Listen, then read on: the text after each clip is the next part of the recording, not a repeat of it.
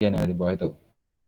Ayam bertelur, ayam berdaging, puyuh, angsa, kalkun, itik, burung dara, dan lain sebagainya. Itu adalah sebagian dari komersialkan. Mungkin di sendiri begitu banyak yang unggas lain yang dikomersialkan. Kemudian ayam bertelur, pedaging, puyuh, mungkin itu aja yang sudah diternakkan dalam jumlah besar. Itik juga. Tapi sekarang di luar negeri ya biasanya misalkan di Amerika dan di daerah-daerah Eropa dan lain sebagainya, kalkun itu sudah mulai besar. Di daerah Mesir dan sekitarnya itu juga cukup. Jadi ada arah ke pemuliaan, jadi ada arah seleksi genetik di sana. Kemudian ciri dari Alves itu dia pasti berbulu, feather ya, bulu feather, bukan rambut tapi bulu. Dia pasti berbulu, berkaki dua, berparuh, dan pasti berkembang dengan cara bertelur. Itu adalah penciri dari kelas Aves bersayap. Dan dia pasti memiliki tulang yang berongga. Tulangnya ringan karena ada fungsi untuk terbang. Walaupun itu ternak yang tidak terbang, ayam yang dia tidak bisa terbang jauh, tapi karakteristik tulangnya dia pasti memiliki rongga. Dan dia juga memiliki paru-paru cadangan, bukan hanya paru-paru seperti kita hanya dua. Dia ada sumacus, jadi dia ada 8 paru-paru. Kemudian dari segi lambungnya, unggas termasuk monogastrik ya. Mono itu satu, lambung. Jadi hanya memiliki satu lambung. Walaupun dia ada pseudo, dia ada palsunya, lambung palsu, pembolok misalkan. Kemudian ada ventriculus, proventriculus. Itu adalah tetap lambung palsunya. Tapi dia sebagai monogastrik. Berbeda dengan ruminansi, sudah masuk poligastrik karena dia ada 4 lambung. Berapa? Berapa? Siapa itu? Hah?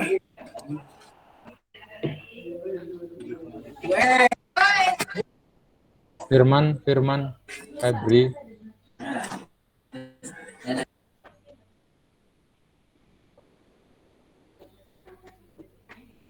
Kok berbeda dengan ternak ruminansia? Dia memiliki lambung ganda. Dia punya 4 lambung. Ada lambung fermentasi. Jadi ruminansia fermentasi ya. Di lambung pertamanya rumen, dia ada bakteri di situ. Dia punya fungsi untuk memecah material-material yang bersifat selulosa. Untuk monogastrik, termasuk manusia, itu tidak bisa mencerna selulosa. Kemudian manfaat yang diambil dari unggas pasti ya, pertama adalah daging, baru kemungkinan telur, kemudian untuk yang lain bulu dan lain sebagainya. Tapi utamanya adalah daging dan telur. Ini contoh dari yang di samping itu taksonomi dari ayam, dia mulai kingdomnya Animalia sampai ke subspesiesnya Gallus domesticus atau Gallus. Itu adalah domestik atau ayam komersial yang sudah ditangkarkan maksudnya. Kemudian dari Aves itu akan turun sampai genus. Kemudian nanti di sini akan ada faktor. Pertama ada domestikasi hewan yang semula liar ada di alam itu dijinakkan, itu disebut domestikasi ya. Itu disebut domestikasi. Jadi semula awalnya diperkirakan hewan itu adalah alam, jadi hidupnya di alam. Tapi lambat laun dia dekat dengan manusia dan sampai seterusnya dia bisa dijinakkan. Seperti itu. Kemudian bisa juga penyebab jadinya pembeda selain domestik adalah lingkungan. Pertama ada ayam yang kasih di Amerika sana. Orang Amerika senang yang bentuk berbeda dengan yang ada di Indonesia. Ayam aduan. Jadi domestikasi pasti akan menjadi penciri bangsa ayam. Kondisinya panas, dia cenderung yang punya warna-warna yang mungkin lebih cerah, lebih gelap, dan lain sebagainya. Kakinya yang dia panjang. Ini berbeda dengan yang ada di Eropa, yang dia nggak suka aduan. Pasti akan diseleksi yang kakinya pendek-pendek, dia lebih nggak bisa gerak, lebih gemuk, dan lain sebagainya. domestikasi terhadap bentuk tubuh yang nanti pada perbedaan galur. Lingkungan pasti ya akan mengaruh terhadap bentuk tubuh hewan tersebut. Campur tangan manusia termasuk di dalamnya adalah pemuliaan, pengontrolan perkawinan, persilangan, dan lain sebagainya. Permintaan di suatu wilayah tersebut, contohnya di Indonesia. Indonesia permintaan terhadap kalkun tidak terlalu tinggi, jadi ya bentuk kalkun saja. Berbeda dengan di negara yang permintaan kalkunnya tinggi, pasti akan ada variasi bentuk-bentuk kalkun sesuai dengan yang diinginkan. Kemajuan teknologi juga ada hubungannya dengan genetik. Semakin tinggi teknologi untuk melakukan galur. Maksudnya seperti itu. Kemudian nanti kita akan bicara tentang genetik juga. Jadi setiap bentuk tubuh itu pasti dikodekan dalam bentuk genetik. Dan genetik di sana dia terkandung kode-kode tentang ukuran tubuh, bentuk tubuh, warna tubuh, tingkah laku, dan juga termasuk di dalamnya adalah enzim-enzim yang nanti dia akan menentukan dia bisa sebagai pedaging atau sebagai dua-duanya. Enzim di sini sangat berperan besar ya. Enzimnya pertumbuhannya dia pasti akan jadi pedaging. Enzimnya dia biasa tapi enzim reproduksinya tinggi di telur. Dia akan seperti itu. Dan ini untuk ternak-ternak komersial ini semua diatur, semua dibuat ya, muncul teknologi, karakteristik genetik dan campur tangan manusia di sini. Ini contoh daripada klasifikasi. Ini contoh dari ayam komersial. Strata ayam komersial. Pureland itu galur murni. Jadi galur yang benar-benar ada di masyarakat tradisional. Ini adalah bangsa ayam tradisional yang ada di masyarakat pada umumnya. Itu disebut galur murni. Karena dia kenapa disebut galur murni? Karena nanti ada pemurnian genetik yang dia di sifat-sifat yang tidak diinginkan pada satu galur tersebut. Disebut pureland. Kemudian persilangan antara pureland di GPS kalau di istilah industrinya itu breed grain parent stock, kemudian di GPS stock sampai ke komersial stock. Gampangnya ini ada bagan seperti ini ya. Di sini melambangkan tentang persentase darah, persentase genetik. Pureland dia banyak sifat yang diambil. Misalkan ayam satu dia memiliki kaki yang pendek, ayam kedua bulunya putih misalkan gitu ya. Dia tidak mempunyai sifat mengeram. Untuk warna yang abu-abu dia memiliki sifat misalkan paruhnya pendek.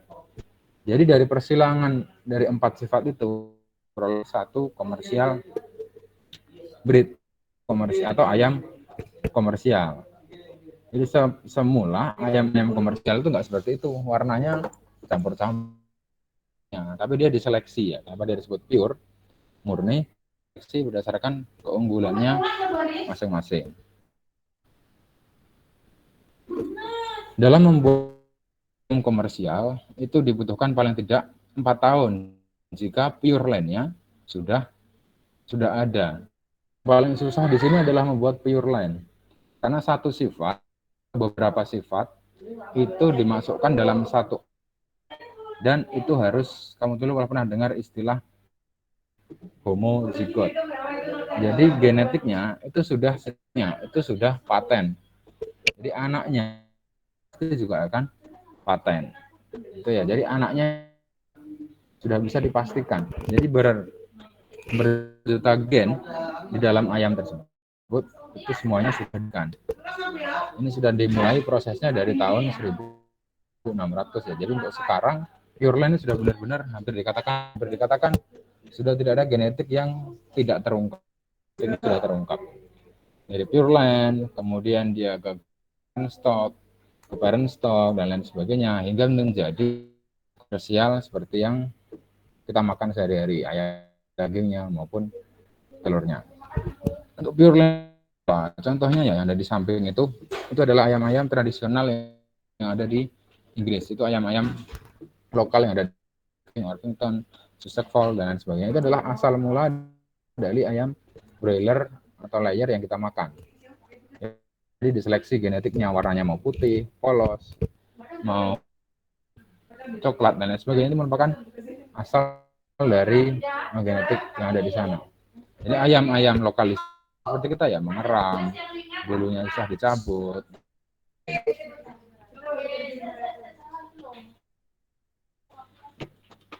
Contoh ayam-ayam ras di dunia yang dia saat ini bahkan sebagai pureland. Misalkan di Asia itu ada Brahma, banyak digunakan sebagai pureland juga. Kemudian di Amerika ada Plymouth Rock, ini contohnya di situ. Kemudian di Strolop di situ, ini ada Anconas yang bawah ini. Nah, dari strain-strain tersebut dikumpulkan berapa puluh strain, nggak ada yang tahu ya. Jadi penelitiannya sangat tertutup, berapa puluh strain atau berapa ratus strain bahkan itu dikumpulkan untuk bisa menjadi ayam layer atau ayam broiler seperti yang kita makan sehari-hari itu. Itu contoh dari pemuliaan ya, contoh singkat dari pemuliaan. Mau itu di situ kalkun, darah, babi, dan sebagainya itu sama saja. Seperti tadi cara pemuliaannya, ada yang dibuat stoknya sampai diturunkan seperti itu. Oke, sekarang secara taksonomi, jadi ilmu yang dia mempelajari tentang klasifikasi hewan. Kita akan membahas tentang nama-nama ilmiah di sini. Seperti tadi ya, ayam banyak yang bilang ayam spesial itu merupakan dari domestikasi dari ayam hutan, atau biasanya disebut di situ adalah red jungle, red merah jungle hutan foal ayam, red jungle foal. Biasanya seperti itu ya. Atau kalau yang di Indonesia adalah green jungle foal, ayam hutan hijau. Ada yang bilang dia menurut Darwin di situ ya. Jadi ayam hutan kemudian didomestikasi seperti sampai saat ini. Tapi ada juga yang menurut pendapat orang lain, menurut Gigi, ayam yang ada saat ini merupakan percampuran dari ayam dan juga ayam-ayam yang lain sehingga menjadi ayam domestik. Dan menurut saya cenderung ke pendapat yang kedua, pendapat Gigi ya, karena memang bukti genetik menyatakan ayam-ayam komersial saat ini atau ayam-ayam saat ini yang ada di kampung kalian itu genetiknya sudah campur hutan, kemudian ada juga ayam-ayam yang lain. Ini contoh dari domestikasi. Sebagai gambaran aja, hewan pertama yang didomestikasi atau yang dijinakkan itu adalah anjing sekitar 15.000 tahun yang lalu ya. Itu di Indonesia belum tahu ada apa-apa di situ ya. Karena kerajaan tertua itu ada pada 1 sebelum Masehi ya. Tahun 1 sebelum Masehi. Jadi masih ada kerajaan di Indonesia. Kemudian untuk ayam sendiri itu digunakan pada 4.000 tahun yang lalu. 4.000 tahun yang lalu. Jadi sejak jinahan ayam itu sebenarnya belum terlalu baru, karena memang ayam di alam itu sebenarnya kan banyak, belum begitu cukup atau belum begitu butuh untuk dengan sapi, kambing dan sebagainya. Itu memang perlu untuk dijinakkan pada saat itu ya, yang populasi manusia belum banyak dan lain sebagainya. Baru yang baru-baru aja, misalkan bebek, turki dan lain sebagainya, itu baru-baru aja dijinakkan atau pada 2000 tahun. Jadi masih baru-baru aja. Sebagai gambaran aja di Indonesia di situ pada tahun 6 Masehi ya, pada abad ke-6, jadi pada tahun 600 Masehi itu baru ada kerajaan Kanjuruhan, masuk kerajaan sebelum Mataram. Jadi kemungkinan ternak-ternak yang ada di Indonesia itu sudah dijinakkan dari hasil perdagangan dari luar negeri, dari hasil pertukaran dari pedagang-pedagang melalui kapal. Jadi dari Indonesia sendiri kemungkinan ternak-ternaknya tidak berdomestikasi dari yang ada di kita sendiri. Maksudnya seperti itu. Oke, sekarang kita spesies. Jadi ada istilahnya Gallus adalah genus, Gallus kedua itu adalah spesies, Tikus di sini adalah subspesies. Ini contoh ayam domestik yang ada di Indonesia ya, ayam pelung misalkan. Nah, Jawa Barat, dia salah satu merupakan ayam lokal domestik. Kemudian ada Gallus varius, itu adalah green jungle fowl, ini yang di hutan Jawa. Kemudian di red jungle fowl, ini ada di Sumatera. Kemudian Lafayette itu nggak ada di Indonesia. Ada juga yang Sonerati, ini juga tidak ada di Indonesia. Ini adalah contoh-contoh dari anggrek yang ada di dunia pada saat ini.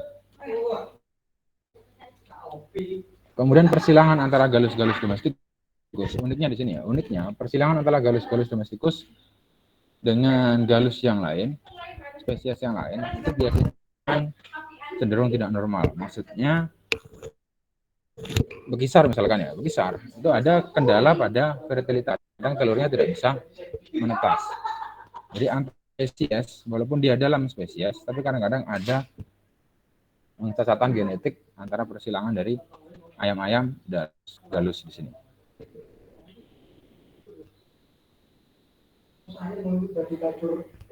Oke, yang namanya modifikasi itu pasti didasarkan pada kesamaan perbedaannya. Misalnya seperti itu ya. Jadi kalau kamu bisa lihat di situ, contohnya yang paling ekstrim kerbau ya, kerbau rawa dengan kerbau itu dia memiliki nama yang beda. Contohnya seperti itu. Jadi pada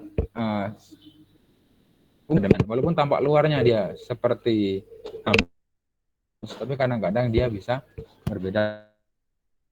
Dia tidak begitu terlalu variatif. Ini yang tadi ya, penjelasan tadi. Ini ayam-ayam hutan yang saat ini masih ada di dunia, masih hidup maksudnya. Untuk yang betina,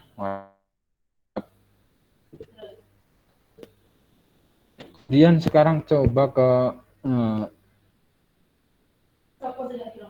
ayam-ayam yang saat ini misalkan masih ada dan dia didayakan.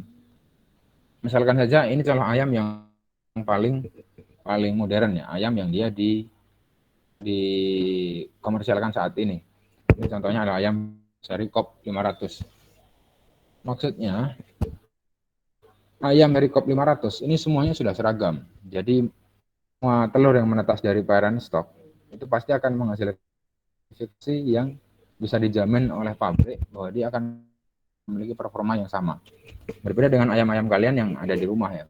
Misalkan bertelur 8, kemudian dia menetas cenderung lebih besar, ada yang cenderung pertumbuhannya lambat, ada yang mudah sakit dan sebagainya. Tapi kalau untuk ayam-ayam dia sudah memiliki karakteristik yang memang sudah dirancang seperti itu agar dia pertumbuhannya bisa diatur, bisa seragam. Kemudian contoh lain ayam domestik yang ada di Indonesia dan itu unik karena adanya kelainan ya, misalkan ayam cemani. Kemudian ada juga ayam sutra dari Cina dan sebagainya. Ini merupakan ayam-ayam yang dia sebenarnya kelainan ya, dia memiliki kelainan genetik pada bagian pembentuk melanosoidnya dia error. Jadi dia bisa membentuk men yang cenderung lebih gelap dibandingkan dengan ayam-ayam yang lain. Maka dia menjadi satu galur yang walaupun secara genusnya dia secara nama spesiesnya masih sama, Gallus domesticus, tapi dia sudah memiliki karakteristik diri sendiri. Ini juga sama. Kemudian itik dia banyak sekali, genusnya banyak ya, lebih dari. Tapi yang umum dan harus kalian tahu di situ adalah genus Anas. Genus Anas dia umumnya menjadi itik daerah Eropa. Kemudian untuk itik-itik yang ada di Indonesia biasanya dia genusnya adalah Cairina, seperti entok dan lain sebagainya. Walaupun sekarang sudah banyak persilangan dari genus Anas ya, yang dia masuk ke ya. Jadi silakan ini bahwa itik itu adalah nama, genusnya adalah Anas. Kemudian untuk spesiesnya biasanya dari spesies Platyrhynchos, walaupun ini memiliki subspesies banyak, ada domestika, ada indica, dan sebagainya.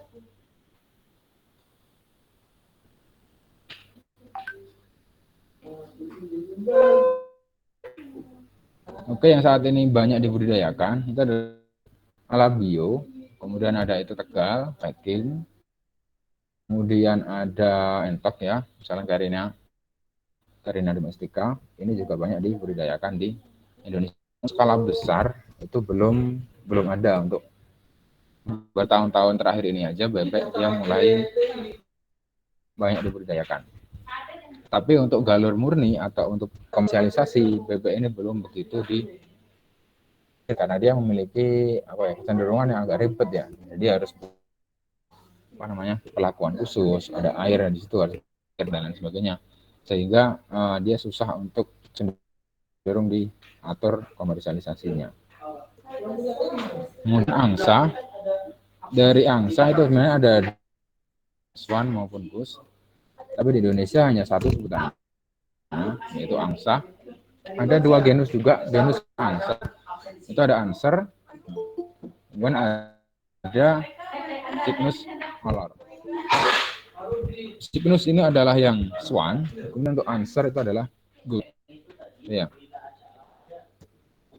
Di Indonesia sendiri belum banyak yang menternakkan ini, walaupun jumlah menengah pun jarang ya. Jadi dia hanya kadang-kadang punya saja, tapi untuk komersialisasi, kemudian pasarnya, kemudian dia mau dalam jumlah besar, mau dijual kemana, di Indonesia belum ada pasar untuk anser ini atau untuk Cygnus. Untuk atau puyuh di Indonesia ini sudah cukup banyak, untuk masuk sudah besar ya, walaupun dia bukan asli dari Indonesia. Ini kotonik Japonik, bukan berasal dari puyuh Indonesia yang umumnya telur. Ini sudah masuk ke dalam tahap pemurnian. Jadi untuk puyuh ini, darahnya sudah dimurnikan, sudah ada pure land-nya, sudah ada barang stoknya, sudah ada green barang stoknya. Jadi ke performanya seragam, tidak terlalu beragam ya, tidak terlalu compang-camping anaknya, ada yang besar, ada yang kecil, dan lain sebagainya. Untuk spesies Indonesia sendiri sangat banyak. Biasanya kamu akan lihat biasanya seperti ini. Yang paling bawah ini biasanya dia yang ada Jawa, Sumatera kayak gini biasanya. Nah, secara bentuk dia hampir mirip dan lebih kecil tapi dari kotonik japonica, dan dia mudah stres. Jadi untuk yang namanya kotonik, dia adanya perubahan sedikit saja, yang adanya perubahan iklim, ada perubahan warna, sangat mudah sekali untuk stres.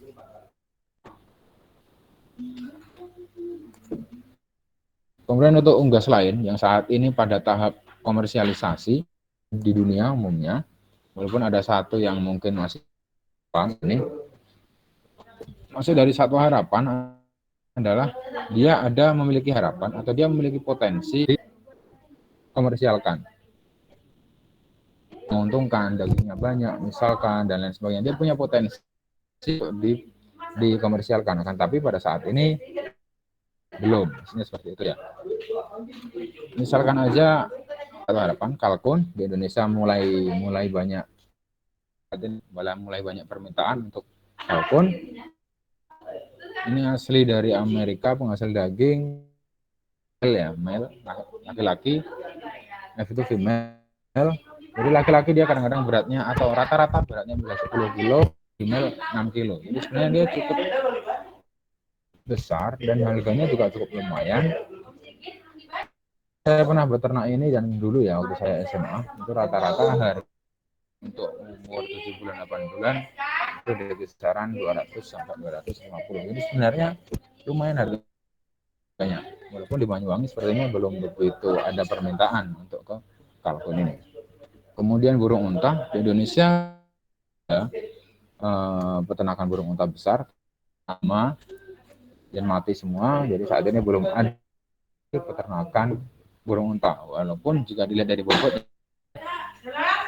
untuk yang jantan dia bisa sampai 150 kilo sampai 80 kilo. Ini sebenarnya sangat menguntungkan daging, meskipun ya di Indonesia sendiri belum lumrah ya untuk memakan mengolah burung unta. Merpati di Indonesia sudah diternakan baik itu sebagai sport maupun sebagai pedaging. Kemudian kasuari ini khas Indonesia, mirip burung unta tapi dia punya tanduk di atasnya.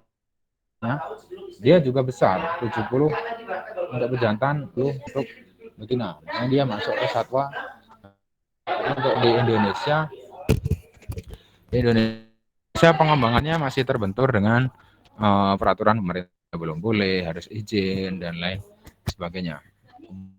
Cara Benevol, saya juga sudah mulai menggunakan, walaupun berat badannya memang hanya sama aja seperti ayam biasa. Emu dia mirip unta, aslinya Australia, masih saudara juga dengan kasuari, dia memiliki berat juga yang lumayan sampai 35 kilo ya, lebih berat daripada kambing atau gibas, hampir sama seperti peranakan etawa. Menarik sebenarnya. Kenapa di Indonesia tidak tentang ternak-ternak yang ada di sini? Karena memang tadi ya, pasarnya belum ada, konsumennya belum ada. Jadi gitu. Jadi kalau yang namanya perkembangan suatu peternakan itu pasti berbanding dengan permintaan yang ada di situ. Kalau di Jogja kalian ternak kalkun mudah, jualnya mudah. Untungnya bisa di Banyuwangi, kurang tahu. Apakah jika kita ada nggak yang mau beli? Kan seperti itu. Harganya harga normal atau tidak? Seperti itu maksudnya. Contohnya kalkun itu burung unta. Kemudian merpati, kasuari, tira, emu, dan sendiri sudah mempatenkan atau sudah menetapkan beberapa lokal. Silahkan dikunjungi web itu dari peternakan Indonesia. Sudah ada rumpun galur-galur lokal Indonesia yang sudah dipakai oleh negara. Tapi kalau kamu amati nanti rumpun itu sebenarnya tidak terlalu mencirikan tersebut, tapi nggak apa-apa lah ya. Dia sudah ada penciri-penciri hampir bisa dibilang spesifik. Oke, itu aja untuk materi hari ini. Apakah ada pertanyaan?